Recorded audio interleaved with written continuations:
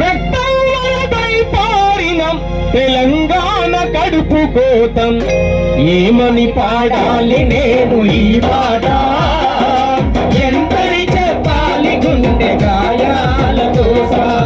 ఏమని పాడాలి నేను ఈ పాట ఎంతని చెప్పాలి గుండె గాయాల దోస పోరాటాలకు పేరుగాంచిన కోట పరిసరం